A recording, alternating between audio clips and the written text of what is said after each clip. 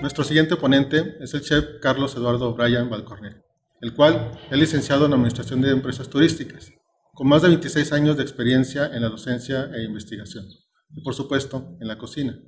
Menciona él que descubrió su verdadera vocación al estudiar el gran diplomado de Le Cordon Bleu. Voy a platicarles un poco de su vasta experiencia. Es instructor, catedrático y docente en diferentes institutos de educación. Es director del capítulo de Baja California Sur en la Asociación Latinoamericana de Gastronomía. Es también investigador de la cocina mexicana, con énfasis en la muy variada y original cocina de Baja California Sur. Consultor gastronómico y capacitador empresarial. Director del Centro de Investigación Gastronómico IVO. También actualmente es coordinador de la carrera de gastronomía en la Universidad Tecnológica de La Paz y representante de Baja California Sur ante el Conservatorio de la Cultura Gastronómica Mexicana. Entonces, esto es solo una pequeña parte de su semblanza. Vayamos pues a su ponencia, la cual se titula Baja California Sur, profusión de sabores que enriquecen la vida cotidiana.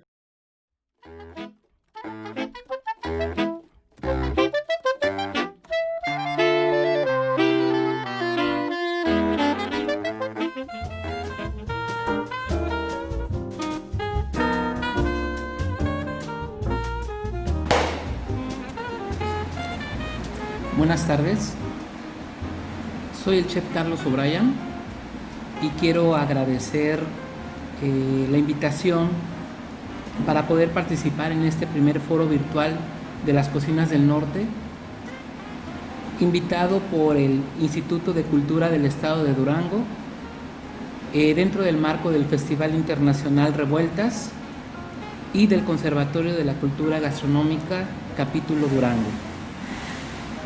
La presentación que voy a llevar a cabo es Baja California Sur, profusión de sabores que enriquecen la vida cotidiana.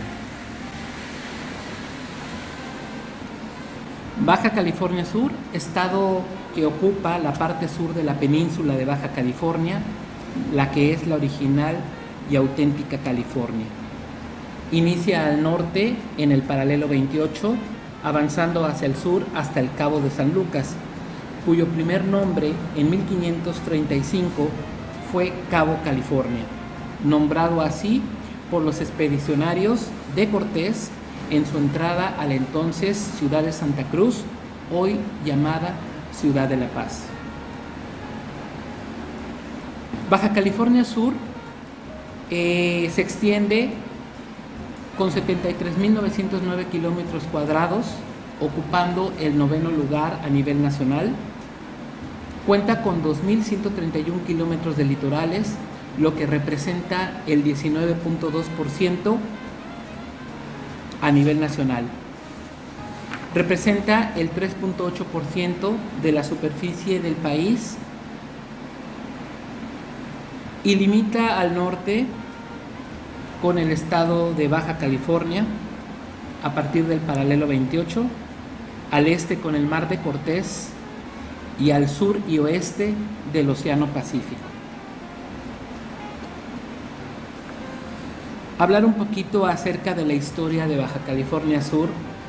Hay muchos acontecimientos, hay muchos aspectos que debemos de considerar o que deberían de considerarse y nos llevaríamos mucho tiempo, pero voy a tratar de resumir un poco de la historia de lo que es Baja California Sur.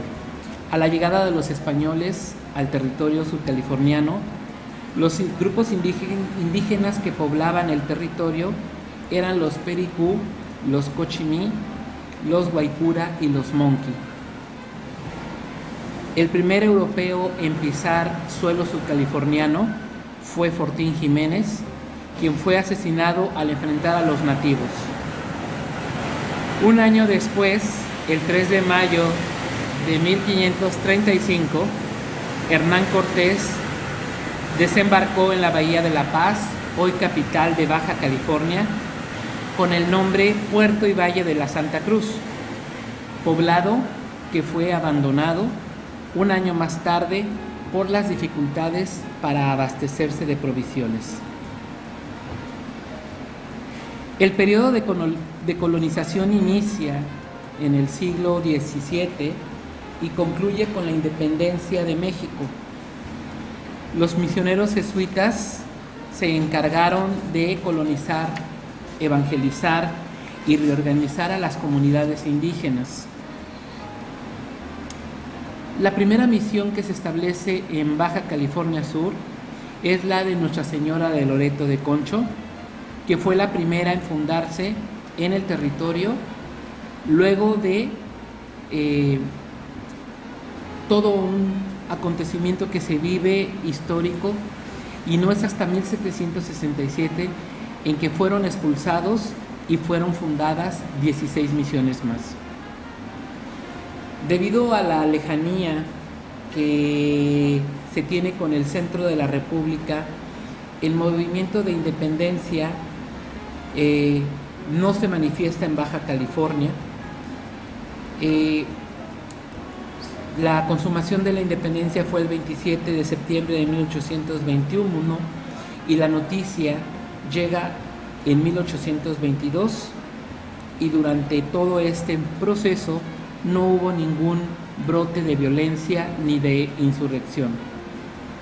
Para la época de la independencia, la capital de Baja California Sur era Loreto, pero eso fue en 1804, pero debido a el proceso de división de California Alta y Baja y por la destrucción de Loreto por los diferentes temporales, en 1830 se designa a la ciudad de La Paz como la capital de Baja California Sur.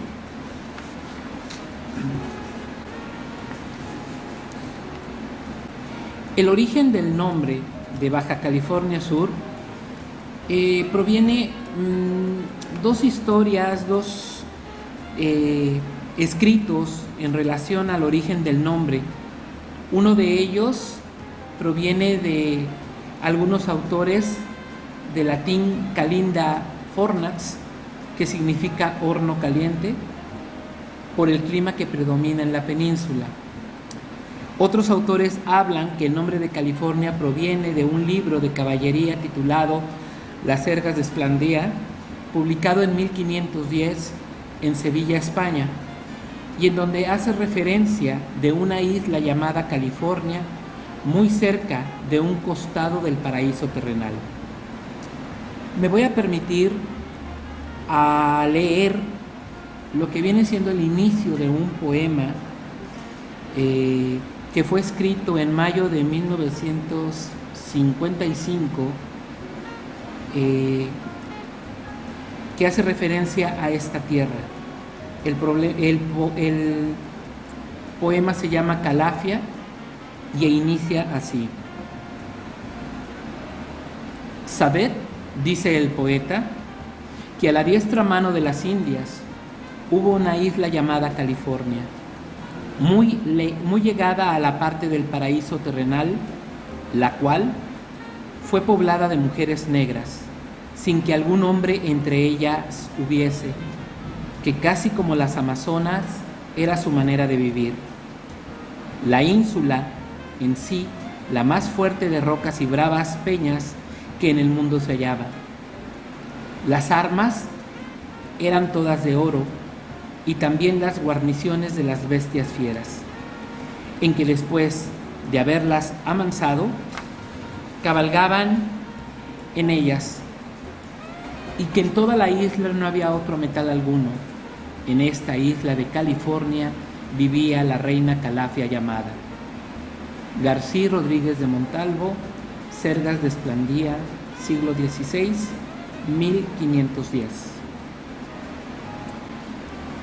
La división territorial de lo que es Baja California Sur se encuentra dividido en 5 municipios: Comondú, Mulegé, La Paz, Los Cabos y Loreto. En el estado de Baja California Sur predomina una vegetación de las zonas áridas formada por organismos que se han adaptado al medio ambiente que soporta altas temperaturas y periodos muy largos de sequía. El 77.84% de la superficie del estado se encuentra cubierta de matorrales, y entre ellos predomina el cardón, las nopaleras, las biznagas, la cholla, el palo Adán, la pitaya, la gobernadora, el mezquite, la chirinola, la lechuguilla y el garambullo. En relación a la fauna del estado, Baja California Sur ocupa el lugar número 21 de los 32 estados a nivel nacional que cuenta con una biodiversidad de fauna silvestre.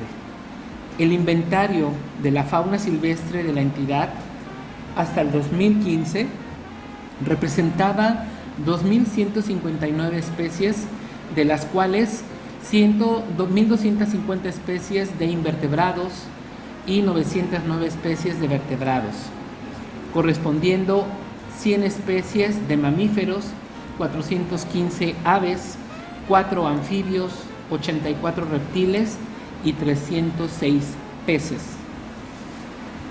Con respecto a lo que son los litorales, el Océano Pacífico y el Golfo de California cuentan con una biodiversidad enorme. Por ende, Jacques Cousteau declaró al Golfo de California como el acuario del mundo. En estos podemos encontrar tiburón ballena, foca, delfines, ballena gris, lobo marino California, elefante marino, corales, caracol gorrito, concha nácar, sardina peninsular, delfines de nariz de botella, foca común, ballena azul, ballena gris, ballena jorobada, orca, rorcual tropical y cachalote. Hacia el norte del estado, hacia las lagunas costeras del Ojo de Liebre y de San Ignacio, ambas son los lugares de reproducción de la ballena gris. La temporada de ballena gris llega a México y se le puede observar a partir del mes de enero hasta terminando el mes de marzo. Y en algunos años se ha dado una situación extraña en que todavía encontramos a la especie en el mes de abril. Los animales que se encuentran en peligro de extinción son la nutria marina y la foca de Guadalupe.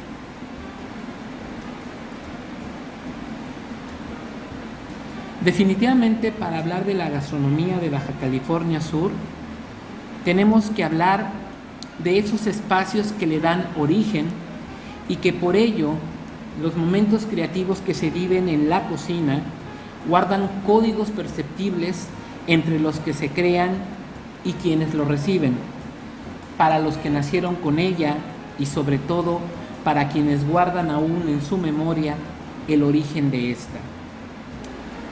Lazos que van más allá y que forman lazos de identidad como herederos y portadores de una raza, de una cultura, de una idiosincrasia.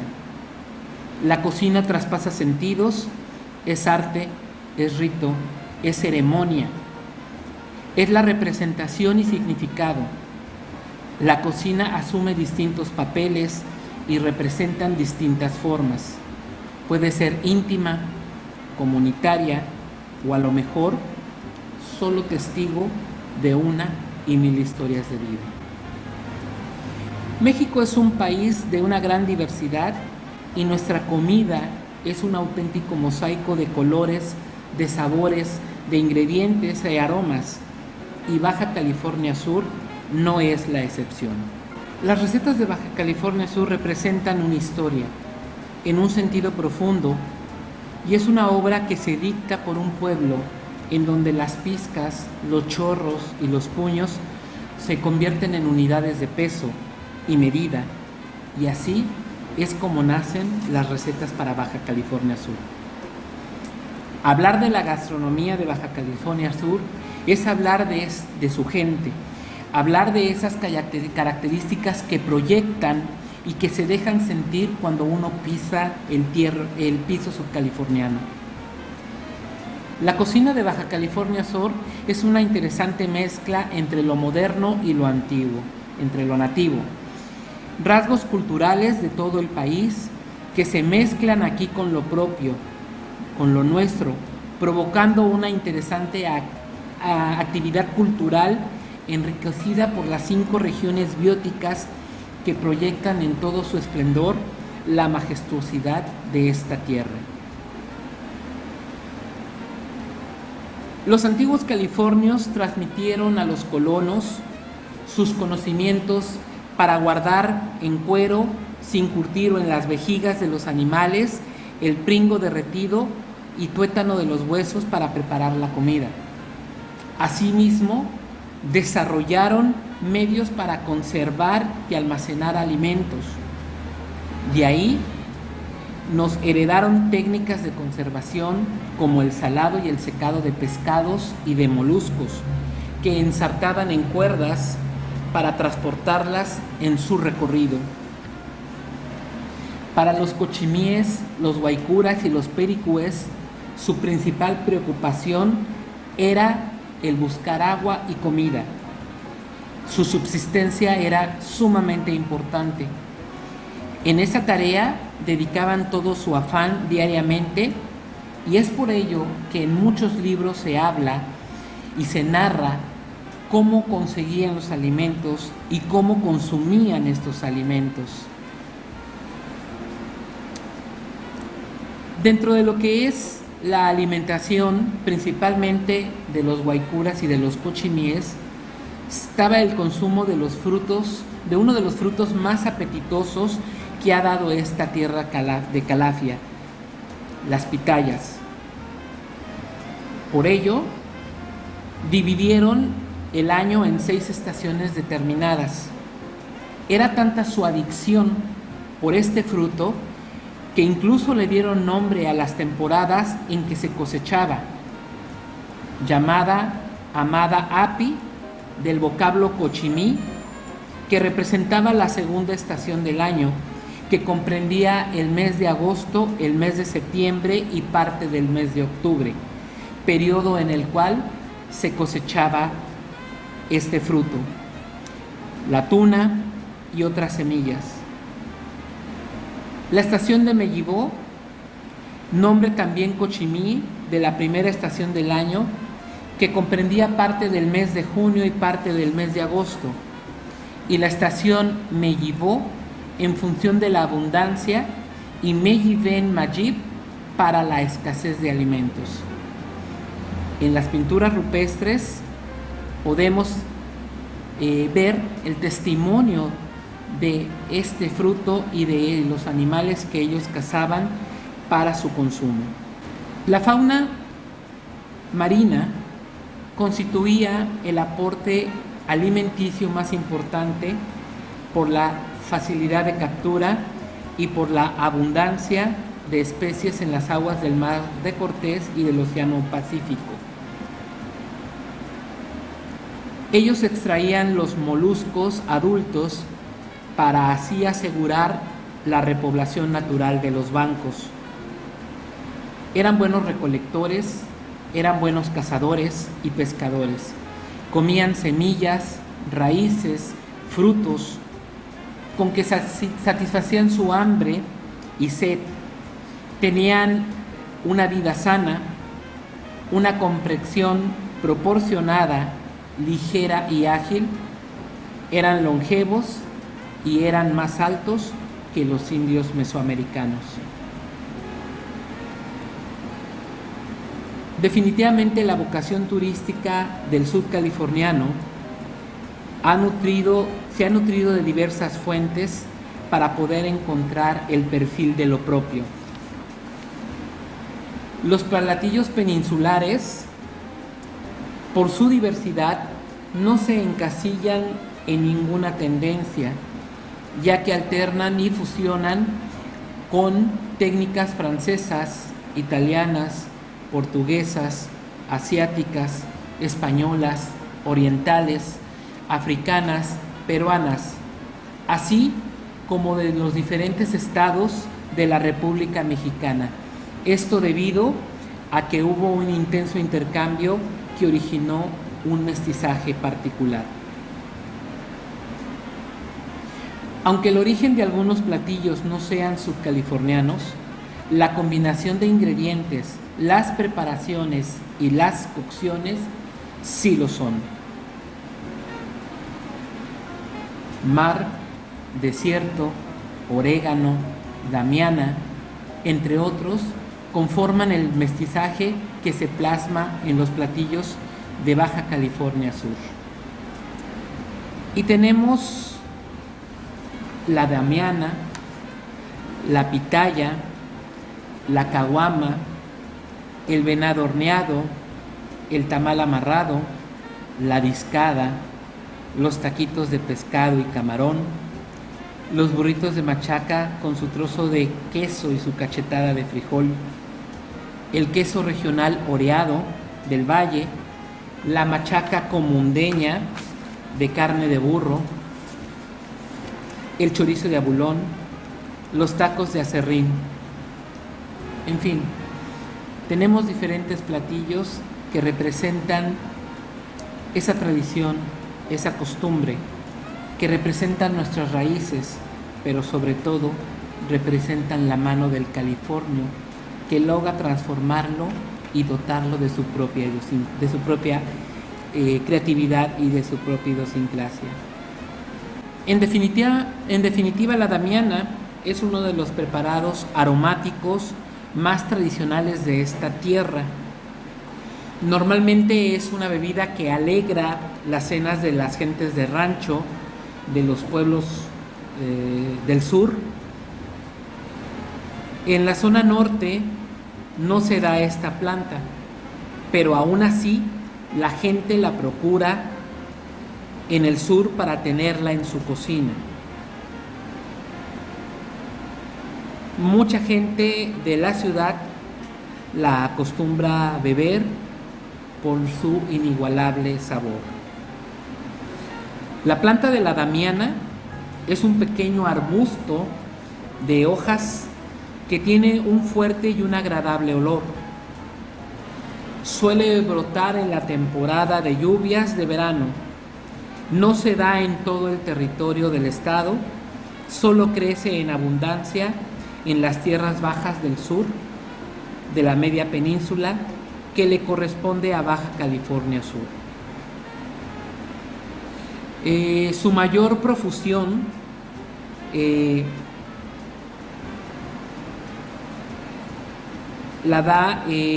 da en la vertiente del Océano Pacífico.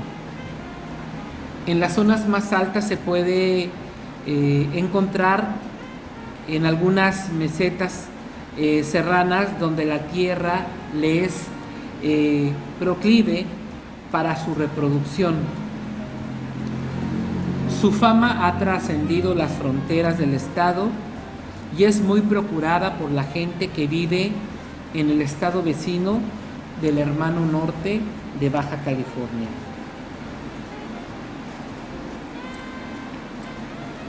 La planta de damiana es permanente o perenne y cuando se cortan sus ramas tenderá a echar nuevos brotes. Durante la temporada seca permanece visible solo su tronco sin ramas. Esto será así hasta que la próxima temporada de lluvia se presente, y es entonces cuando vuelve a echar nuevos tallos y nuevas hojas. La tortilla de harina, otra de las tradiciones más apegadas de la cocina de la California original, es sin duda la tortilla de trigo. Esta es de uso extendido y generalizado en todo el territorio de Baja California Sur. Para el subcaliforniano, la tortilla de harina es lo que la tortilla de maíz es para el resto de México continental. Esta tortilla tiene un modo muy original, que se prepara con manteca de cerdo y se mezcla con leche o con agua para amasarla. Se agrega sal. Eventualmente se usará en su elaboración mantequilla de nata, las mismas natas o requesón para agregar a la mezcla. En realidad, su elaboración es bastante fácil y lo más pesado será amasar la harina. Una vez que se logra una masa uniforme, se hacen pequeñas bolas del tamaño de una pelota de golf o un poco más grandes y se deja reposar por un tiempo. Luego se extienden con el rodillo de madera o simplemente con las manos para generar una tortilla de aproximadamente 20 centímetros de diámetro.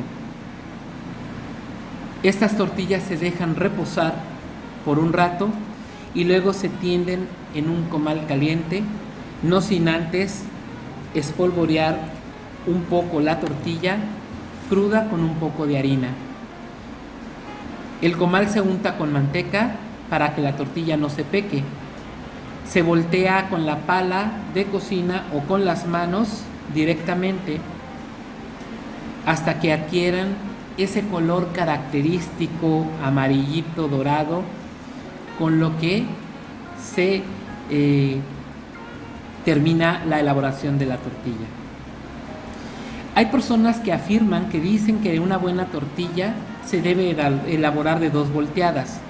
Se echa al comal, se espera unos segundos, aproximadamente unos 10 segundos, se voltea la primera vez, se permite que la tortilla infle y se aplana contra el comal con una pala o con el mismo papel untador. Se voltea la segunda vez y se repite la operación de aplanar y aplanar contra el comal. Mientras se aplana, se gira sobre el comal, se baja y va la siguiente tortilla. Hay un dicho subcaliforniano que hace referencia a la tortilla de harina y que reza de la siguiente manera: si son de harina, ni me las calientes, haciendo alusión a que aún frías son muy sabrosas y no requieren recalentarse. Otro de los platillos representativos para el subcaliforniano es la caguama. Los mares alrededor de la península de Baja California Sur son áreas muy importantes para la alimentación y crecimiento de 5 de las 7 especies de tortugas marinas de todo el mundo. Todas ellas se clasifican como amenazadas o en peligro de extinción, pero las especies más amenazadas son la carey y las 7 filos o lau. En el norte de México se consumía la caguama como tradición entre los grupos seris de Sonora y muy probable entre las comunidades indígenas de la península California. Durante muchos años se consumió este animal como fuente de proteína, ya que el abasto de otro tipo de carnes rojas era muy escaso, y poco a poco esta situación fue cambiando. Pero subsistió la tradición del consumo de caguama, especialmente durante la Cuaresma, como un sustituto de la carne roja. Durante las décadas de 1950 y 1970 hubo una muy interesante actividad pesquera, sobre estos animales y su población sufrieron declinaciones muy drásticas. Durante estos años en México se realizaba el 50% de la pesca comercial de caguama para el mundo. Desde 1990 estableció una veda total al comercio de la caguama, y aunque actualmente ya no se pesca, la tortuga marina pasa a ser legalmente protegida. Sin embargo, hoy todavía se llega a consumir o quedan atrapadas en las redes de los pescadores. Una caguama es un animal que necesita salir a respirar, y al momento en que queda atrapada en las redes, esta muere, y posteriormente obviamente se da este proceso de que la caguama está siendo explotada y demás. Frecuentemente vemos en las playas cercanas, da la impresión de que hay un gran número de caguamas muertas en las playas de Baja California. Tenemos los chimangos. Dentro de lo que es la tradición, y una tradición muy regional, están los famosos chimangos, que es más bien un postre o panecillo de acompañamiento, y bueno para la hora de la merienda, y excelente para degustarlo con una buena taza de café humeante de talega, una taza de té de damiana, una taza de té de hojas de limón o bien de canela. Por lo general, el chimango se acompaña de una tajada de queso chopito, muy tradicional para los sudcalifornianos, muy tradicional hacia lo que es el sur de la península. Todos Santos, pueblo mágico de Baja California Sur, tiene mucho esta costumbre. El chimango se prepara muy similar a la forma de que se prepara la tortilla de harina, ¿sí? Solamente que en su proceso de amasado se utiliza aguamiel de piloncillo, huevo, sal, levadura, y una vez que la masa está preparada, se extiende de una forma muy delgada y se cortan en forma romboidal. El término de la forma del chimango es también alusivo a una frase muy sudcaliforniana, en donde hace referencia, por ejemplo, hacia la forma que puede tener un terreno. Se dice que el terreno es de forma achimangada, es decir, rectangular, y que es ligeramente romboidal. Para poder finalizar, me gustaría acentuar que Baja California Sur tiene una cocina peculiar, tanto en sus ingredientes como en sus técnicas. Lo vemos en la manera de preparar la vida, origen de especies animales variadas, frescos ingredientes, con sus texturas que logran esa alquimia perfecta que cada platillo posee. Para entender la cocina de Baja California Sur es necesario practicarla, es necesario degustarla en los hogares, en las rancherías, en las fondas, en los puestos de la calle, las ferias, los restaurantes gourmet, o los que se encuentran a la orilla de la carretera o a la orilla del mar. No solo con el propósito de contribuir a la pervivencia de nuestra cultura, sino para disfrutarla, que en ello irá, por sí sola, una forma de preservar la identidad.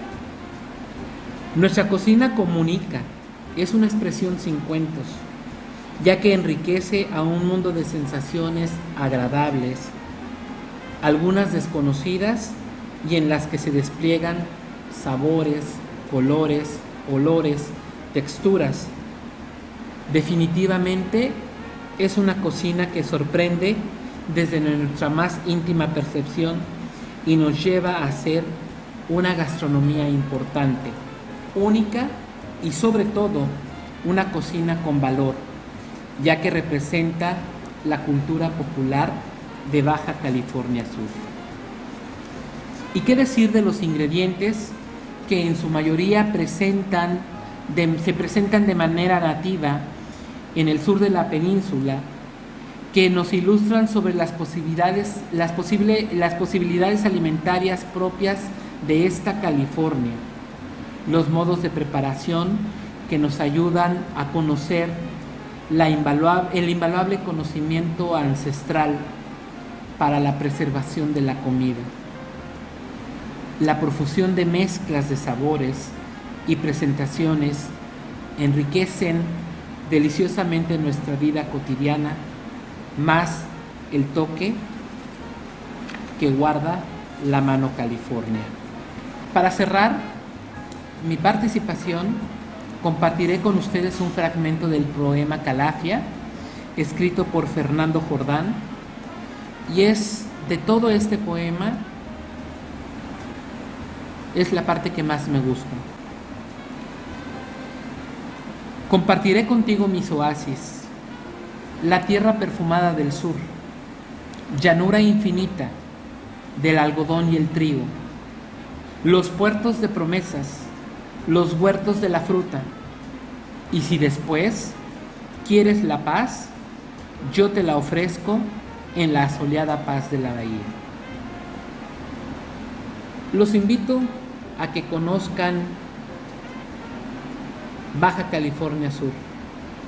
Baja California Sur tiene mucho que ofrecer, tiene mucho que saborear, pero sobre todo tiene mucho que compartir para todos ustedes.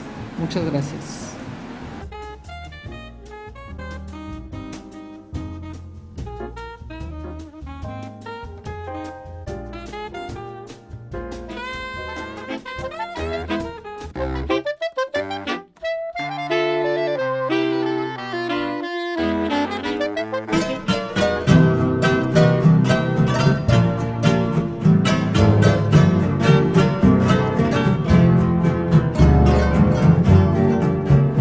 La gastronomía subcaliforniana florece y comunica. Es una cocina muy expresiva, sin cuentos. Una cocina que enriquece a un mundo de sensaciones agradables, desconocidas, y en la que se despliegan sabores, colores, texturas y olores. Definitivamente, una cocina que sorprende desde nuestra más íntima percepción y nos lleva a hacer una gastronomía importante, única, muy valiosa y que es necesario proyectar más allá de esa barrera azul llamada Mar de Cortés que nos separa del resto del pueblo mexicano. Desde la sopa de papa con queso regional oreado, la tortilla de harina recién hecha, rellena de machaca, su trozo de queso regional y su cachetada de frijol, los taquitos de pescado, la crema de abulón, las galletas roncadoras, el té de damiana, la melcocha y sin faltar su taza humeante de café de talega recién preparado, más la singular creatividad del sudcaliforniano, nos permite afirmar que la cocina está íntimamente ligada a los espacios que le dan su origen y que gracias a esos momentos de creatividad que nacen en la cocina, se identifican códigos perceptibles que perduran y que se guardan quedando en la memoria del origen de esta. Este es el caso de la cocina sudcaliforniana, que más allá de regiones, lugares, ha pasado a ser transmitida a través de la distancia, siempre buscando pequeñas diferencias que la impregnan de una particularidad apenas descifrable, que busca contrarrestar la extrema y violenta fragmentación social, creando lazos culturales que fortalecen nuestra propia identidad. Lazos más allá de sabores y formas, lazos que nos identifican como herederos y portadores de una raza, de una cultura, de una idiosincrasia. La cocina sudcaliforniana ha traspasado los sentidos, es arte, es rito, es ceremonia y representación y significado. La cocina asume distintos papeles y representa distintas formas. Puede ser íntima, comunitaria, a lo mejor solo el testigo de una y mil historias de vida. Mi corazón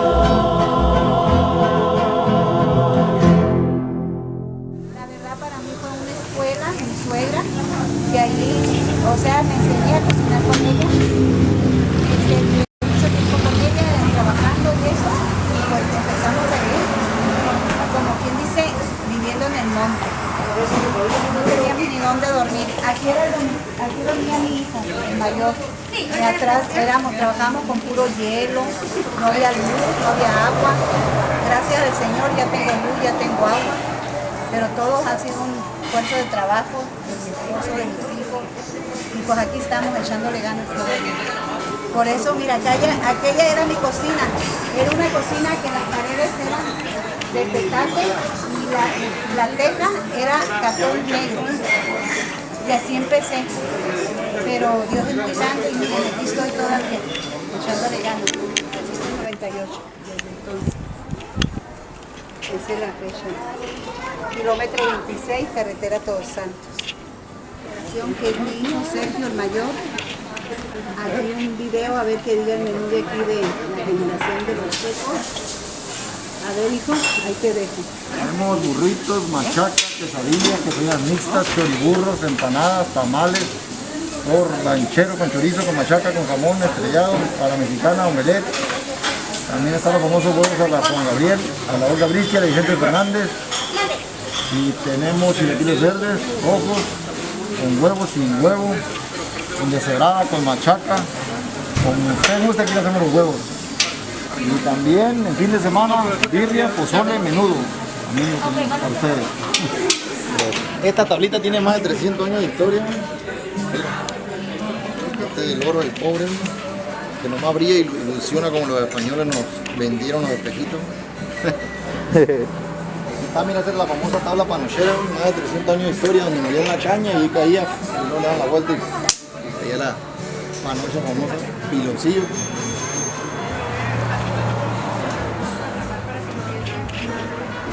Una receta símbolo de la cocina popular de Baja California Sur es la empanada, joya de la tradición culinaria de esta tierra. Las podemos encontrar rellenas de carne, de frijol dulce o de queso.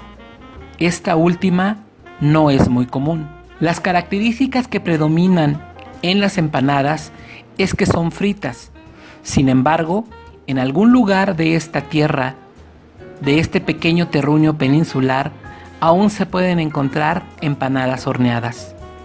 Estas son rellenas de queso, con dulce de guayaba, higo o cajeta. Estas se colocaban para su horneado en sartenes sobre las brasas y se tapaban con una tapadera de metal a la cual se le añadía brasas encima de esta, de tal manera que la empanada se horneara pareja, por arriba y por abajo. El horno, así improvisado, era el típico horno ranchero. Estamos trabajando con empanada de frijol. La empanada de frijol está preparada con piloncillo, canela, clavo de olor, chocolate abuelita y azúcar morena y azúcar normal. Muy rico sabor. Son únicas de aquí de la Baja California Sur.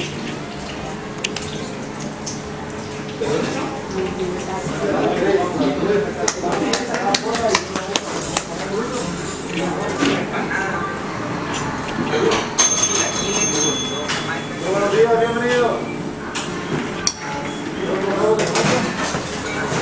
Esta empanada se hace así.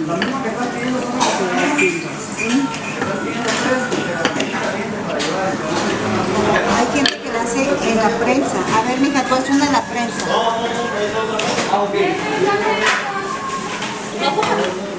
Hazla, bueno, como si te la fueras a hacer.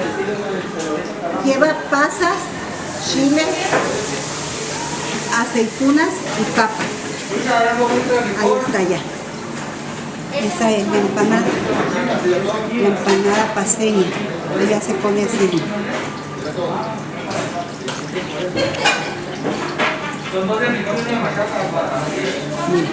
Ahí está la empanada. En un caso de cobre, donde se hace mejor, tiene mejor sazón y todo por el cobre. La preparación, conocimiento, que es mejor que el otro, miren.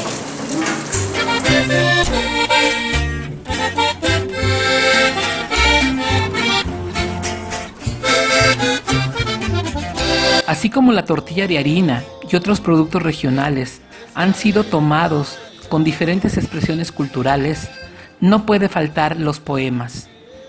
El profesor Armando Trasviña Taylor crea el poemario culinario sudcaliforniano, escrito por ser referencia a la empanada huérfana.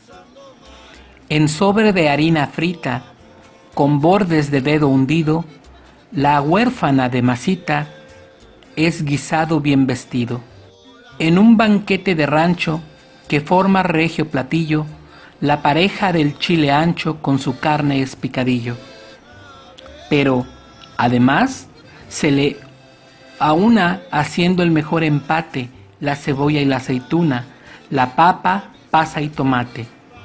Se le conoce una prima de azúcar, frijol y clavo, que como tal se le arrima al comensal más esclavo. La empanada es mal nacida, pues no conoce su padre. Ignoramos quién la cuida, porque no tiene ni madre.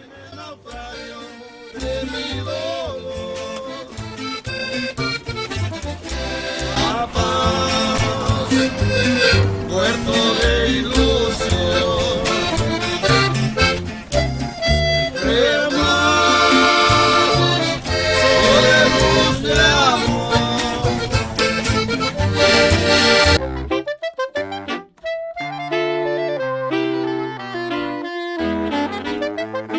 María Guadalupe Bermúdez Trejo es licenciada en Matemáticas Aplicadas por la Universidad Juárez del Estado de Durango. Ella cursó una maestría en Ciencias y Humanidades con terminación en Historia y con una tesis por demás interesante denominada La gastronomía de Durango durante el Porfiriato. Pues esta es una presentación muy formal que hemos hecho de la maestra Lupita, pero yo quisiera referirme a ella con todo aprecio y cariño como nuestra querida compañera del Conservatorio de la Cultura Gastronómica Mexicana, capítulo Durango, que hoy, en este recorrido por las cocinas del norte, ella tendrá una interesante plática que nos llevará a hacer un recorrido por la historia de la cocina de Durango, su conformación, su consolidación. Lupita es una especialista en la cocina de Durango, en nuestra cultura alimentaria, y creo que su trabajo durante la permanencia en el conservatorio, porque somos una organización de la sociedad civil y ella es socia fundadora de esta asociación, se ha contribuido en diferentes foros y espacios a conservar, a difundir y a preservar nuestro patrimonio cultural,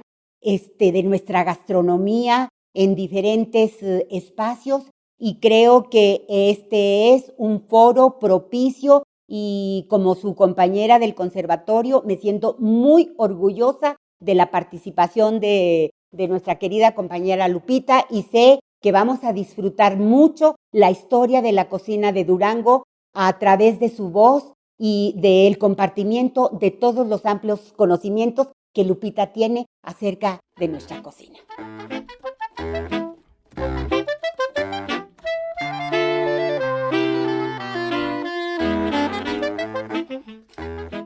Hola, buenos días. Agradezco al Instituto de Cultura del Estado de Durango, al Museo de Culturas Populares del Instituto de Cultura del Estado de Durango y al Conservatorio de la Cultura Gastronómica Mexicana Capítulo Durango, al que estoy orgullosa de pertenecer, por invitarme a hablar acerca de la cocina tradicional duranguense.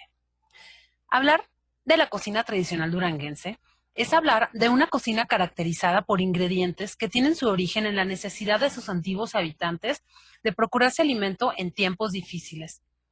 Entre los factores que determinaron esto están la complicada geografía que presenta el territorio duranguense, los efectos del clima, la presencia de epidemias o los continuos sitios que sufrió la entonces provincia de la Nueva Vizcaya desde su fundación en el siglo XVI y que fueron una situación recurrente durante el transcurso de 300 años. Estos elementos dieron como resultado el desarrollo de un estilo de cocina de subsistencia. Para entender cómo se forjó el carácter que distingue a nuestra cocina a través de los siglos, hay que conocer cuáles fueron las condiciones desde la fundación de los primeros asentamientos españoles en la provincia, su interacción con los pueblos originarios, su relación con el medio ambiente y los productos que éste les ofrecía, así como la adaptación de los productos alimenticios que llegaron de la mano de los nuevos pobladores. Las primeras interacciones con los pueblos originarios se dieron por medio de los misioneros que acompañaban a los conquistadores o colonizadores.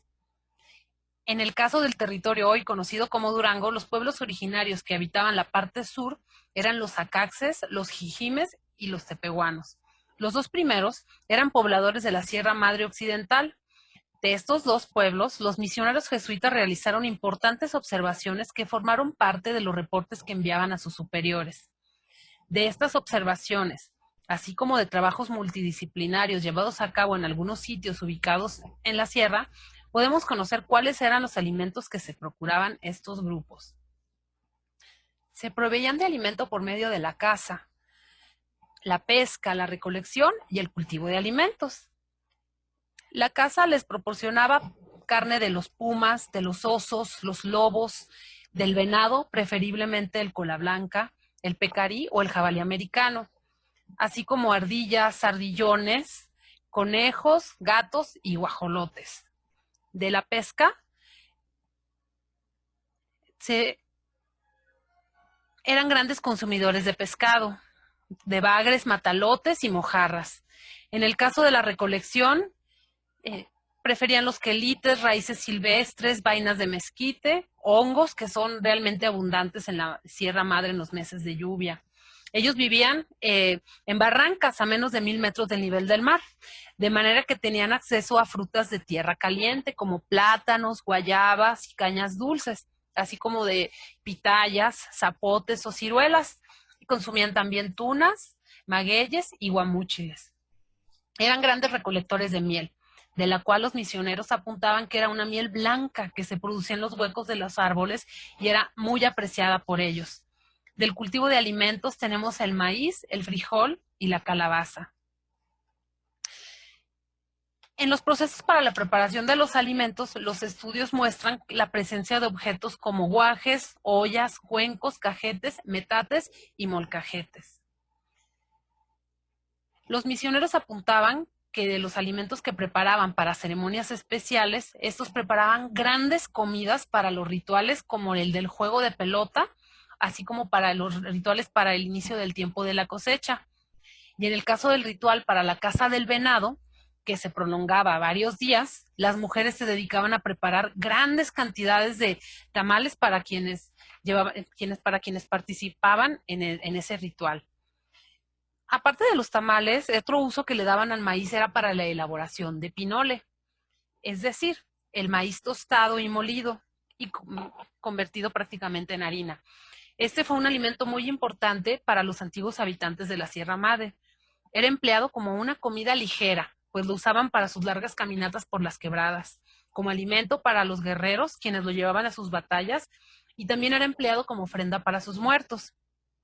De manera cotidiana lo empleaban del siguiente modo: disolvían el pinole en agua y lo colocaban fuera de su casa en una olla para que lo bebiera quien pasara por allí, como indica un pequeño fragmento de una de las cartas de los misioneros que dice así: está a la puerta de la casa y beben de ella todos los yentes y vinientes sin que nadie los convide a ello. Era como una bebida para la comunidad. Y por cierto, aún pues persiste el empleo del pinole entre los pueblos de la sierra. Lo utilizan aún para sus rituales. Por ejemplo, actualmente elaboran unos pequeñitos bocados de pinole y miel, los envuelven imitando un pequeñísimo tamal, y pues esto representa realmente un alimento altamente energético y nutritivo por su contenido de fibras, antioxidantes y minerales, como el calcio, el hierro, el fósforo, el magnesio, potasio, el sodio y el zinc. Y además de ser un alimento altamente nutritivo y energético, también es un alimento generador de identidad. De entre los apuntes que muestran las cartas de los misioneros también hablaban, para ellos les resultó interesante el modo en que ellos empleaban la sal, pues no la empleaban poniéndola directamente en los alimentos, sino que mordían un poco de ella al degustar la comida. De hecho, la ingesta de sal se suprimía durante los ayunos rituales que llevaban a cabo, como los que experimentaban para prepararse para una guerra. Hablando de los platillos que documentaron los misioneros, tenemos, por ejemplo, una preparación a base de maguey que elaboraban a modo de conserva y que en su lengua era llamado mezcale. Consumían también el aguamiel fresca o reducida a miel tras una larga cocción, así como la piña del agave que era sometida a largas cocciones, y a esta le agregaban las mismas flores del maguey llamadas bayuzas. Y pues ahora sí que, como podemos advertir, era amplia la diversidad de alimentos que tenían disponibles los habitantes prehispánicos del territorio durangueño. Y pues podemos suponer que tenían un gran conocimiento de su medio ambiente. Aunque pues para mediados del siglo XVI fue que llega el contacto con los colonizadores propiamente. Las primeras villas y los campamentos que establecieron los colonizadores europeos se fundaron en 1563. La villa de Durango fue fundada el 8 de julio de ese año y desde su traza se asignaron tierras para cultivo y para la cría del ganado. Durante los primeros años, los peninsulares nunca fueron autosuficientes y dependieron siempre de la presencia y colaboración de la población indígena local para lograr afianzar su presencia en el territorio. De modo que los indios cultivaban para su consumo propio productos como lo eran el maíz, el frijol, el chile y la calabaza, y por otro lado debían trabajar el cultivo del trigo, que era para consumo exclusivo de los europeos. Y en el peor de los escenarios, los peninsulares saqueaban los asentamientos de los indios para poderse abastecer de alimento cuando carecían de él. A la par de la producción de maíz y trigo, se comenzaron a sembrar diversas especies provenientes de ultramar, como lo eran duraznos, melocotones, chabacanos, manzanas, guindas, ciruelas, naranjas, granadas, membrillos, peras, uvas, en otras palabras, las frutas de huerta, así como hortalizas y leguminosas a las que estaban habituados los peninsulares, como por ejemplo la lenteja, el garbanzo, el chícharo, la cebolla, los nabos, la coliflor y los ajos. Tras la fundación de las primeras villas, pues se logra alcanzar cierto equilibrio en la producción de alimentos. Las tierras designadas para la producción agrícola estaban suficientemente irrigadas por los numerosos ríos y riachuelos que atravesaban esas diferentes estancias agrícolas, como la del Valle del Guadiana o la Villa de Nombre de Dios. Y según un documento de 1574, la producción había alcanzado un nivel tan bueno que hasta se había presentado una baja en el precio del maíz y el trigo. En esos momentos, pues era muy grande la importancia de los centros agrícolas, pues eran indispensables para poder abastecer los centros mineros que comenzaban a aumentar al norte del territorio. Las poblaciones, así como fueron creciendo, muy pronto comenzaron a ver mermado su crecimiento. Para 1577 afectó la primera epidemia, que fue el matlazáhuatl, que era el tifo. Con esto se inicia pues un largo ciclo de despoblamiento y guerra en los territorios de la Nueva Vizcaya. Se estima que la mitad de la población indígena no pudo sobrevivir, por lo tanto no había quien atendiera las estancias agrícolas ni quien entregase tributos, pues en muchos casos los tributos eran pagados con trabajo y en ocasiones pues no había quien se presentara a los trabajos en el campo, situación que exacerbaba los problemas de la falta de alimento.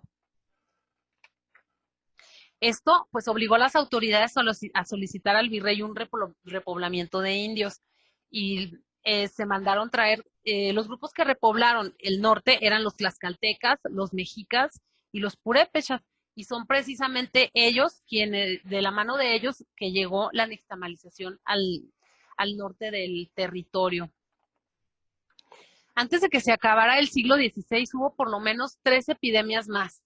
Una en 1585, el cocolixtli, que era una especie de viruela asociada también con el sarampión, otra epidemia en 1590-1591, para 1594 una epidemia de rubiola y para iniciar el siglo en 1607 la gran viruela, también cocolixtli. A lo largo del siglo XVII, pues las epidemias no cesaron y concatenadas con lluvias excesivas, con sequías o con heladas, provocaban el continuo desabasto de alimento. Si bien el grueso de la población tenía acceso a maíz, frijol y chile y algunos alimentos que se recolectaban, ante estos embates del clima, pues no era posible complementar su alimentación con otros elementos, pues se perdían las cosechas o se perdían los productos silvestres debido a las heladas, al exceso de lluvia o a la falta de ella. Todos estos factores generaron crisis de despoblamiento y violencia también guerrera de los diferentes grupos indígenas, acaxes, jijimes y tepehuanos. En el siglo XVII esto se reflejó en la gran cantidad de rebeliones que se generaron a lo largo de esa centuria, comenzando en 1601 con la rebelión de los acaxes, en 1610 con la de los jijimes y de 1616 a 1618 con la guerra de los tepehuanos. Y así, a lo largo del siglo, tanto los grupos indígenas ni las epidemias le dieron tregua a la Nueva Vizcaya. Para el siglo XVIII la cosa pues realmente no fue nada diferente. Simplemente estuvo en 1738 el gran Matlazáhuatl, pues afectó a territorios del centro de la Nueva España, del norte y la Nueva Vizcaya. Para 1748 a 1749 en el territorio de la Nueva Vizcaya se presenta una muy fuerte sequía que provocó la aparición de gran cantidad de alacranes. Ya era, digamos, famoso, con connotación negativa, la ciudad de Durango por los alacranes que eran muy ponzoñosos, y con esa sequía aparecieron más, de manera que fallecieron muchos niños pequeños y también gente grande. Y debido a eso, es en el año de 1749 cuando el arzobispado decide nombrar patrono de la ciudad a San Jorge para que protegiera principalmente a los niños de estos animales tan ponzoñosos. Para 1762 a 1763 viene una epidemia de tifo y más adelante también viene una de viruela. En el caso de los fenómenos meteorológicos, para 1783 a 1786 se presenta un fenómeno relacionado con la erupción de un volcán en Islandia. Esto provocó primero fuertes sequías, seguido de un otoño-invierno en extremo húmedo, de manera que para 1783 hubo una gran cantidad de muertes por enfermedades respiratorias.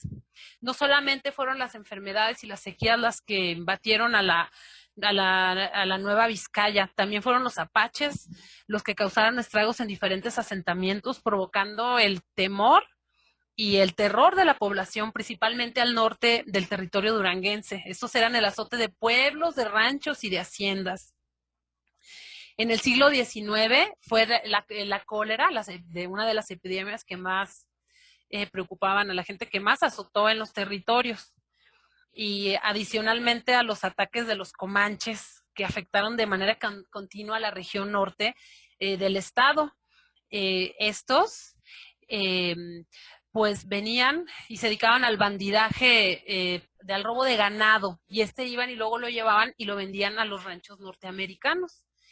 Y eso, unido también al bandidaje en los caminos, pues eran situaciones pues adversas en todo el territorio. Se puede advertir pues que no era fácil subsistir, y pues había una gran necesidad de poder encontrar el sustento. Pero pues no todo era bandidaje, y no todo eran los productos que se daban en la región.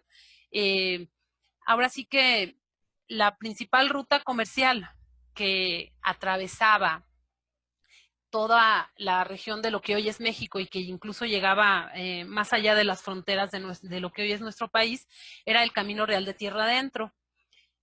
Esta ruta fue la ruta comercial que permitió pues el trasiego de mercancías, que pues inicialmente el motor que lo movió fue la plata que se extraía de los diferentes reales de minas a lo largo de todo el territorio de la Nueva España. Este camino iniciaba en la Ciudad de México y terminaba en Santa Fe, Nuevo México. Su origen pues estaba vinculado a la minería, pero también propició el establecimiento de vínculos sociales, culturales y religiosos entre la cultura hispánica y las culturas americanas. Su funcionamiento se dio por medio del establecimiento de villas protectoras, presidios o postas que permitían el resguardo de viajantes y de mercancías para que llegaran a salvo a su destino. Este movimiento comercial comenzó a generar el establecimiento de poblaciones que brindaban servicios a viajeros, haciendas ganaderas y agrícolas, así como templos. Para mejorar el tránsito regional de carreteras y recuas desde el periodo colonial, se habilitaron tramos empedrados y una infraestructura de puentes que sortearon los accidentes territoriales. En este camino circularon mercancías procedentes de Europa, llegadas por el puerto de Veracruz, y mercancías llegadas de Asia por medio del galón de Manila que llegaba al puerto de Acapulco. Toda clase de mercancías llegaron a los lugares más recónditos de la geografía novohispana por medio de los caminos alternos que se conectaban a esta importante vía de comunicación. La variedad de especias y hierbas aromáticas que formaban parte de estas mercancías llegadas de Oriente y Occidente para enriquecer las preparaciones novohispanas se fueron repartiendo a lo largo del Camino Real de Tierra Adentro. Aromatizaron las barbacoas, que a lo largo de esta vía se convirtieron en una presencia común. Enriquecieron los moles, los asados, los caldillos, perfumaron los panes, los bizcochos y los pinoles. Y dejaron a su paso diversos platillos que ahora son comunes a lo largo de los territorios que atraviesa. También llenaron las casas criollas de perfumes, porcelanas chinas, telas de seda, marfiles, baúles, tesoros de China, Persia, India y Japón, conectando lugares lejanos por medio del comercio. Si bien esta ruta se mantuvo vigente tras la Guerra de Independencia, se convirtió en un referente cultural generador de identidad a lo largo de los territorios que atraviesa. En el caso del territorio de Durango, pues hay registros inclusive de los tipos de alimentos que venían en esas recuas de mulas. Si bien muchos de esos alimentos, más bien la mayoría de esos alimentos iban para las clases más acomodadas, pues algunas de esas especias y algunos de esos alimentos pues llegaron posiblemente llegaron en pequeñas cantidades al grueso de la población, enriqueciendo algunas de las preparaciones. Por ejemplo, estos son datos de la aduana de 1793 de lo que llegaba a Durango de Europa. Por ejemplo, llegaban almendras, avellanas, azafrán, alpiste, aceite de oliva o aceitunas grandes de Sevilla, canela, clavo de olor, pimienta, salmón, sardinas, vinos de Jerez, Málaga, vinos blancos, tintos y vinagres de vino. De los territorios de Nueva Granada o Perú llegaba el cacao de Caracas, Maracaibo y Guayaquil. De los territorios de la Nueva España llegaba la cera de Yucatán, de Campeche, las aceitunas chicas, el arroz, el azúcar, el ajonjolí, ajos, achiote, cacao y pimienta de Tabasco, cacao colorado, colaciones, chía, chiles, comino, semillas de cilantro, caña dulce, plátanos, piñas, papayas, cantidad de productos. Así como loza, la loza de Puebla y la de Tonalá, las ollas de cobre de Michoacán, lazos y reatas de Yucatán. De las diversas regiones de la Nueva Vizcaya, que era un territorio bastante extenso, llegaban a Durango carneros, tasajos secos de res, cajetas, camotes, cebolla, chile colorado y negro, frutas de la sierra, manteca de vaca, membrillos, manzanas, orejones de durazno, piloncillo, pescado seco, quesos de diversos tipos, tomates colorados, toros, toretes, uvas, vino de parras, vinagre, aguardiente y mezcales. Y pues podríamos continuar con la lista, que realmente es interminable, pero lo cierto es que estos productos pues no estaban al alcance de todos. El grueso de los habitantes de la Nueva Vizcaya se alimentaban con los recursos que, si bien eran abundantes en ciertas temporadas del año, el resto del año escaseaban, y esta situación se veía agravada con las sequías, que eran bastante frecuentes. De manera que inclusive escaseaba el maíz para consumo humano y para consumo animal, generándose continuos periodos de hambruna intercalados con las graves epidemias. Ahora sí que en este escenario, pues era imprescindible realmente llevar a cabo un aprovechamiento integral de los productos que la temporada proporcionaba. De este modo, pues las técnicas de conservación de alimentos jugaron un papel fundamental en el aprovisionamiento de la población. Las técnicas como el deshidratado, el secado al sol y las conservas dulces y saladas se convirtieron en parte fundamental de la cultura gastronómica de los habitantes de la provincia. Era necesario aprovechar al máximo las cosechas que se daban en los valles para proveerse de alimento durante el año, pues se vivía en continua incertidumbre. No sabían los pobladores cuándo iba a darse la siguiente rebelión o cuándo les azotaría la siguiente epidemia, o si el próximo ciclo agrícola se vería afectado por una sequía o por inundaciones. El hambre era un asunto cotidiano entre el grueso de la población. Hay que agregar que un matiz que diferenciaba a estos territorios septentrionales era la abundancia de ganado mayor y menor. Las amplias extensiones de pastizales que se podían encontrar en los diferentes valles norteños les hacían propicios para que la explotación del ganado se diera de manera pues relativamente sencilla, como señala un documento de 1562, donde se menciona que el ganado vacuno pululaba en grandes cantidades por las llanuras.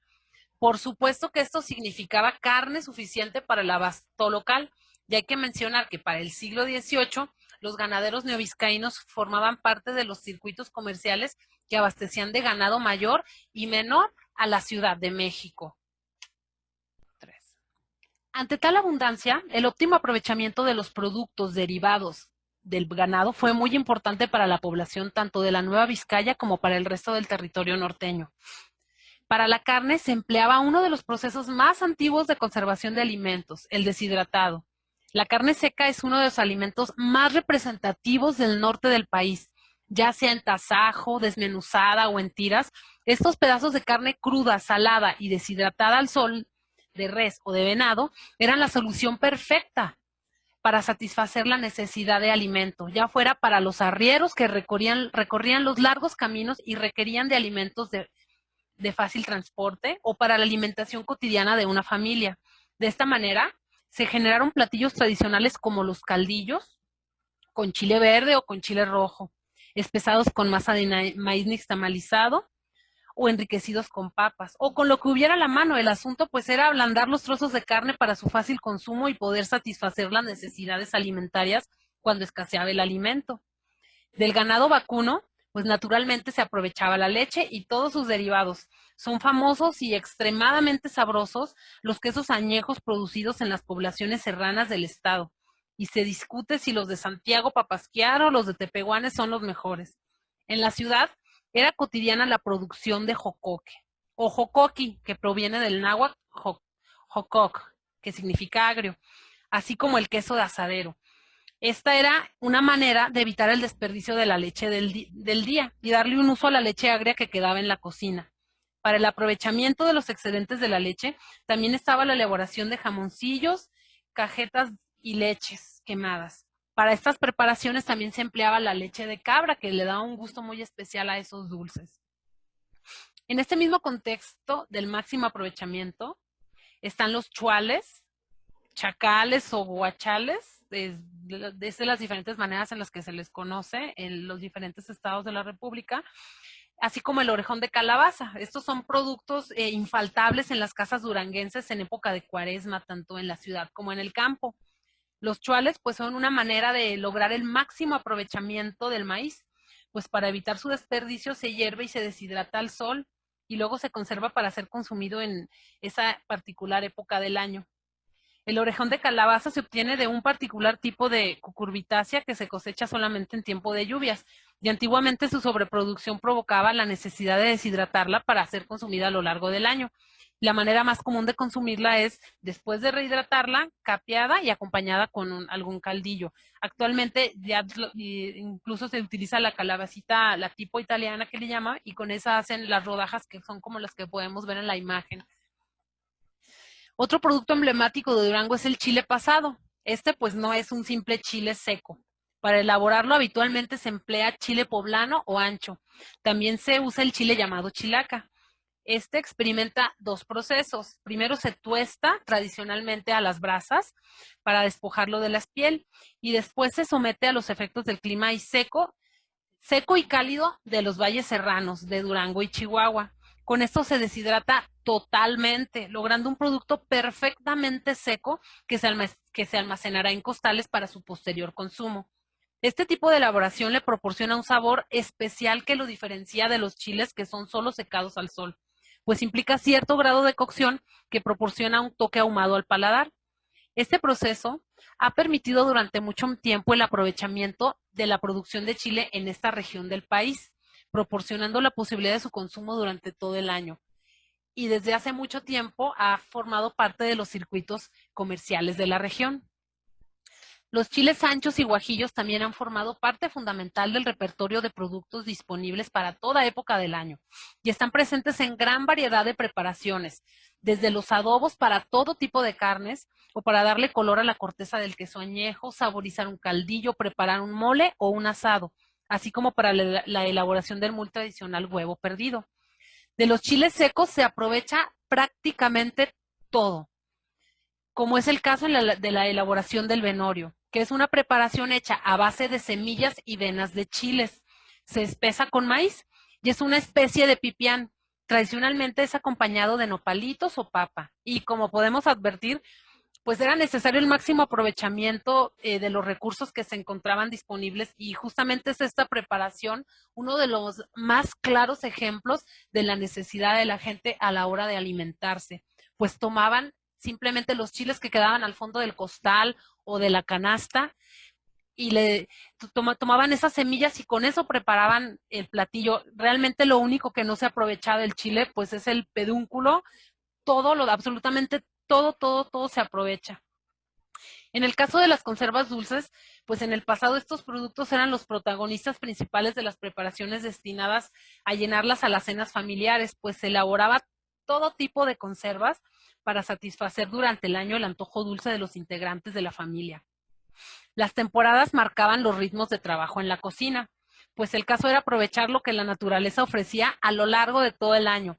Y bajo esta dualidad de carencia y abundancia, era imprescindible evitar el desperdicio. La preparación de estos dulces representaba la mejor manera de aprovechar la fruta de temporada, como lo eran ciruelas, chabacanos, duraznos, guayabas, camotes, membrillos, higos, naranjas, manzanas, peras, perones y tejocotes.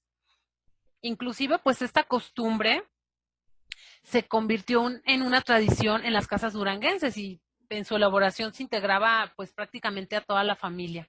Y estas preparaciones pues van a tener una presencia importante y constante en los recetarios que vienen en el siglo XIX. Como mencioné anteriormente, para el siglo XIX termina esa situación de constante angustia de la gente por los sitios a las poblaciones, los ataques de indios, ahora sí que con la paz, con el orden que se puso con la paz que se puso en el porfiriato, por ponerlo entre comillas, pues la gente empezó a vivir, digamos, pues de otro modo, más tranquila. Y pues obviamente la cultura alimentaria de Durango se vio modificada. Pues también adicional a todo esto se empezó a documentar.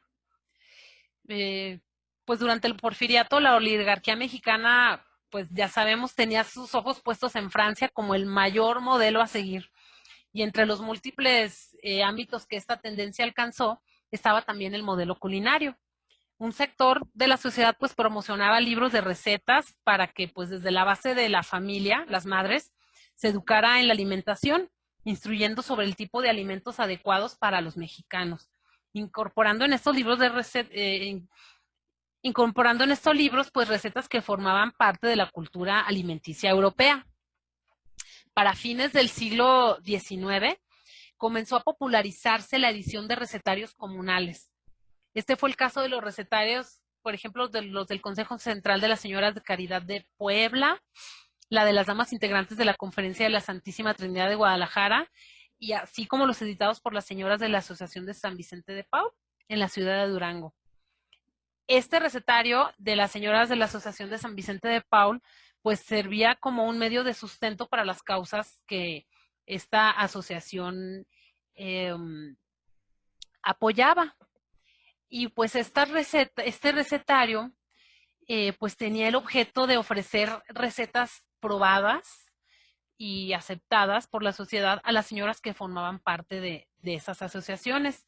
Como se puede leer en la introducción del recetario durangueño, donde su intención es publicar una colección de recetas de cocina que fácilmente puedan adaptarse a todas las fortunas y a todos los medios disponibles.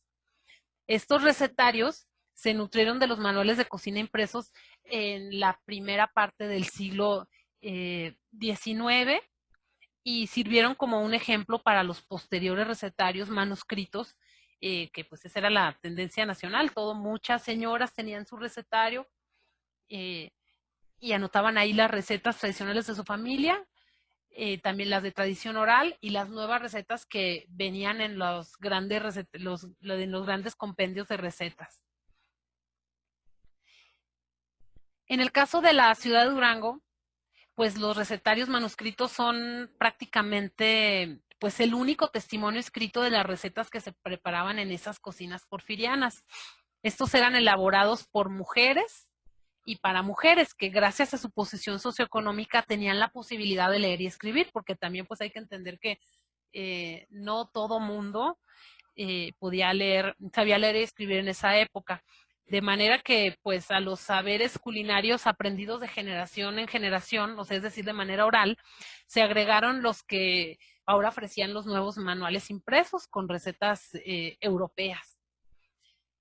Y también aprendieron los nuevos saberes que les llegaron de manera directa gracias al contacto con otras culturas, que fue propicio en el porfiriato. De manera que en esa época se ampliaron los saberes culinarios.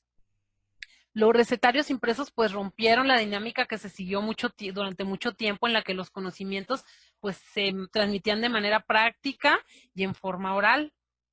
Y quien tenía la posibilidad de escribir, quien tenía la posibilidad pues escribía las recetas y las pasaba a la siguiente generación.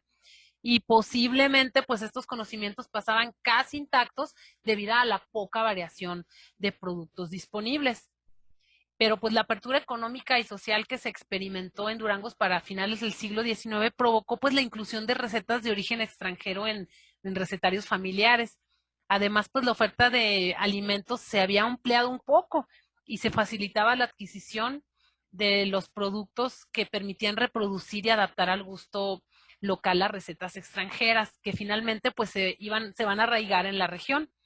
Así las condiciones políticas y económicas del país pues influyeron en la configuración de la gastronomía durangueña.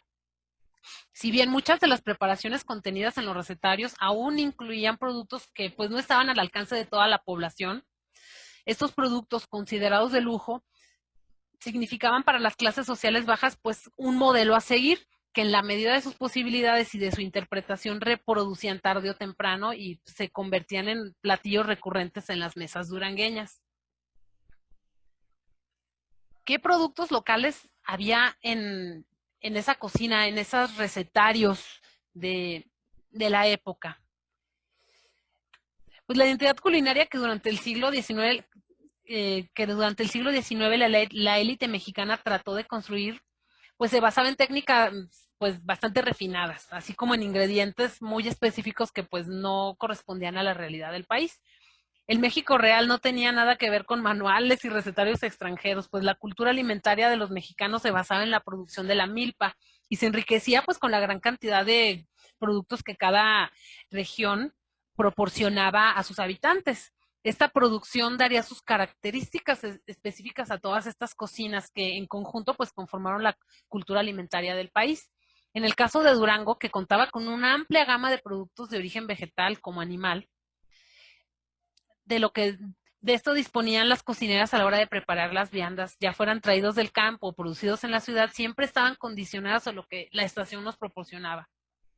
Y pues esto se ve reflejado en los recetarios, que dejando a un lado las modas afrancesadas en la cocina, registran múltiples platillos propios con ingredientes que podían adquirirse fácilmente en el mercado, en la huerta familiar o en la del vecino. Con base en la información de lo que se producía en el campo durangueño, así como los productos cárnicos, carne de vacuno, caprino y porcino. Los productos que entraban al mercado y los productos que entraban efectivamente al mercado, pues es posible como reconstruir un posible menú diario siguiendo la estructura de los recetarios. Por ejemplo, como primer plato, los recetarios sugieren las sopas. Y ahí pues sugieren el uso de ingredientes fáciles de conseguir en el mercado. En los recetarios son comunes los caldos de gallina o las sopas de jericaya.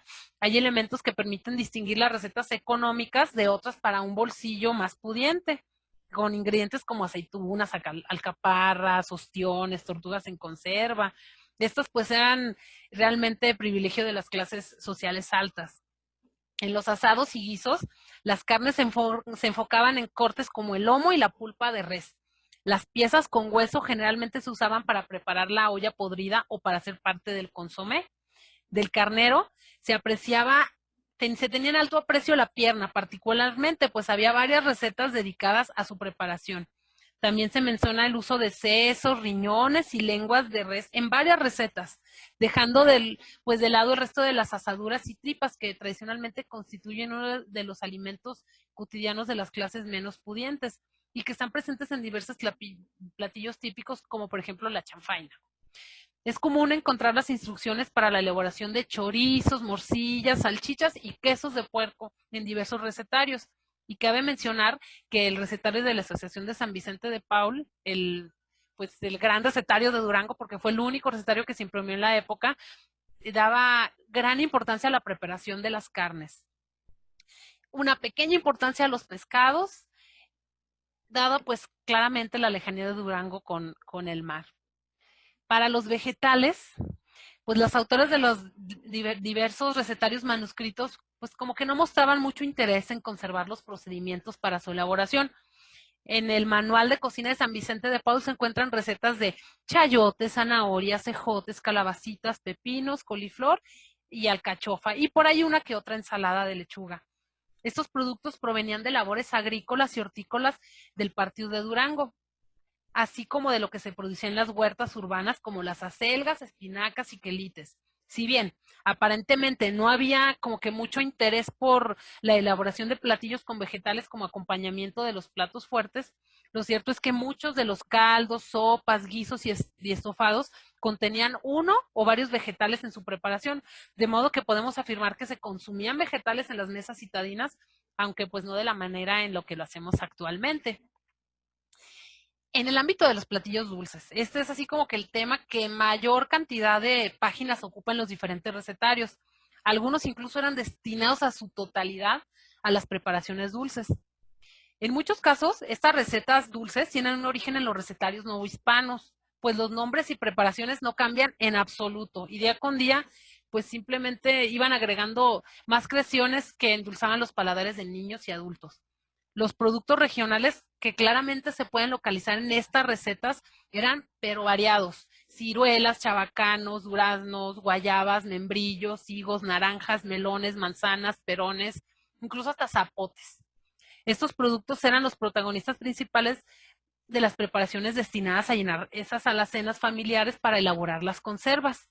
Con todos los frutos mencionados y con los productos lácteos se elaboraban mermeladas, todo tipo de cajetas, jaleas, conservas de frutas, jamoncillos, leches quemadas, cajetas de leche, cocadas, entre otros muchos dulces y conservas. Para el consumo inmediato se preparaban galletas de trigo y maíz, tortas y pasteles. Ahí pues quiero hacer una mención de un tipo de galleta muy tradicional en Durango, que es la galleta de maíz crudo, que si bien en los recetarios no aparece con ese nombre, está presente. Hay diversas recetas elaboradas con maíz en crudo, es decir, maíz simplemente molido sin ningún tipo de proceso de nixtamalización, y son diversas. Ahora sí que no hay recetario que le falte la receta de, ya sea de galleta de maíz o de galleta de cacahuacintle. Ahora sí que pues todas estas preparaciones eran con técnicas que iban pues de lo más sencillito, como esas galletas sencillitas, a lo más elaborado con bizcochos, rosquillas, galletas, empanadas y marquesotes y buñuelos, y así como toda clase de panes con todo tipo de especias. y algunas de las preparaciones más comunes como la cajeta, las conservas y las mermeladas eran, pues, como he mencionado antes, la manera de aprovechar la fruta de temporada para procurarse su abasto durante todo el año. Como he dicho, es que aquí el caso era aprovechar lo que la naturaleza ofrecía, y dado que abundaban las huertas en el caso de la ciudad de Durango, pues era necesario tener el conocimiento de cómo elaborar estos manjares. Y la función de esos recetarios fue la de poder conservar esos saberes de una manera escrita. Cabe agregar que la cultura gastronómica durangueña, muy definida por la tradición ganadera y la necesidad de conservar alimentos para tiempos difíciles, se enriqueció de los ingredientes y preparaciones que la modernidad porfiriana puso a disposición de la población. También hay que decir que gracias a la documentación en las diferentes recetas en los manuales impresos y principalmente en los recetarios manuscritos, se conservó pues una parte de la cultura gastronómica durangueña que pues a la larga se ha convertido en pieza fundamental de su cocina tradicional. Todo este conjunto de ingredientes y técnicas de conservación han permanecido en la cultura gastronómica de Durango y su continuidad ha permitido la subsistencia de la población. En momentos difíciles, estos alimentos estaban a la mano y complementaban la alimentación pues sin necesidad de salir de casa o de ir muy lejos. Estos productos también se han convertido en generadores de identidad local y cabe la reflexión acerca de cómo el consumo de estos ingredientes a productores locales detona en el desarrollo económico de nuestra región y abona en la batalla ante la industria alimentaria, que desde hace varias décadas busca estandarizar los sabores de la cocina tradicional mexicana, la cual es tan rica y tan variada que no podemos permitir que se trate de encerrar en un sobre el alto vacío o en una lata. Los invito a que volvamos nuestra mirada a nuestra cocina tradicional, cuyos principales ingredientes la hacen sostenible y sobre todo un alimento altamente saludable. Muchas gracias.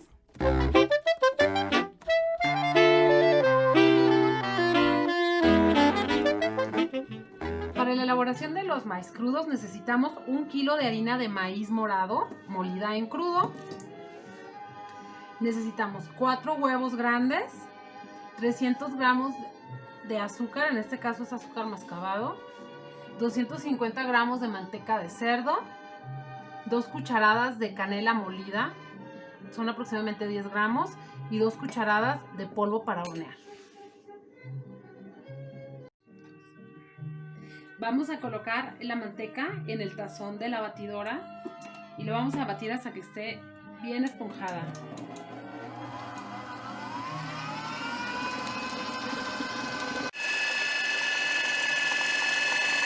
Como podemos notar, la manteca empieza a tomar un tono blanquecino.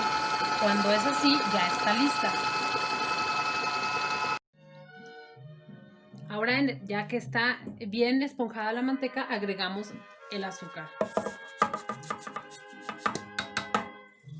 Y continuamos batiendo.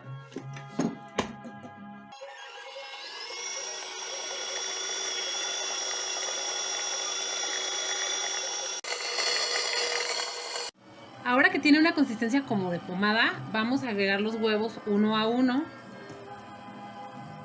cerciorándonos que se mezcle muy bien el huevo antes de agregar el siguiente.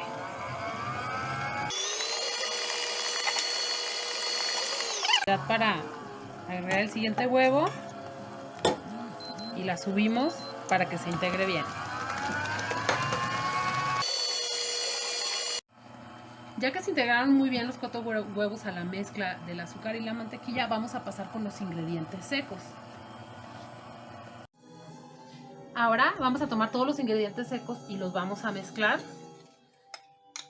para poderlos integrar a la mezcla que tiene la manteca. Y vamos a agregar una pizca de sal adicional a lo que habíamos dicho al inicio de la receta. Revolvemos muy bien para que se integre muy bien la canela y el polvo para hornear en la harina de maíz crudo. Ya que lo tenemos bien integrado, lo vamos a agregar a la mezcla de la manteca.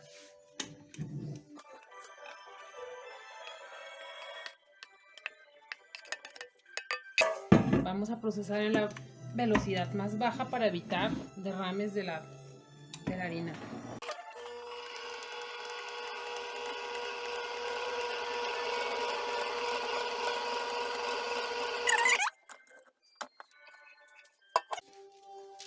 Bueno, ahora sí vamos a vaciar toda la mezcla en una superficie para integrarla bien por si faltó integrarse en la batidora.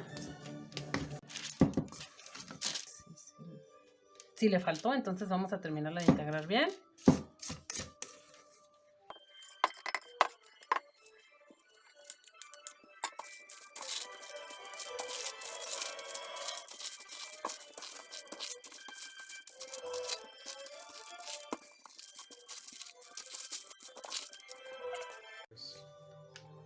Ahora con la ayuda de un rodillo vamos a estirar porciones de la masa para cortar galletitas de maíz crudo. Como pueden ver, es muy fácil de manejar. La extendemos al grosor deseado y cortamos figuritas. Y ahora con la ayuda de una palita las vamos a levantar y las vamos a poner en la charola. Hay que precalentar el horno por 15 minutos a 180 grados. Tradicionalmente, pues estas galletitas se preparaban en los hornos de adobe que aún persisten en las comunidades rurales del estado de Durango. Estas galletas son muy tradicionales en Semana Santa, junto a las gorditas de horno que se elaboran con masa de maíz nixtamalizada y manteca y se rellenan con frijoles pintados con chile colorado, también con rajitas con queso o las gorditas de cuajada.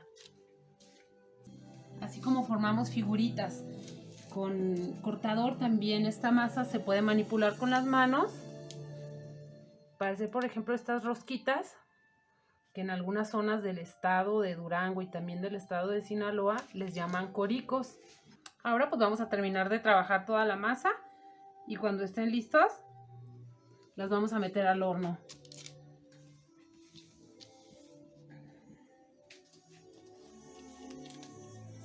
Ahora los meteremos al horno a 180 grados por 30 minutos o hasta que estén dorados en la parte de abajo.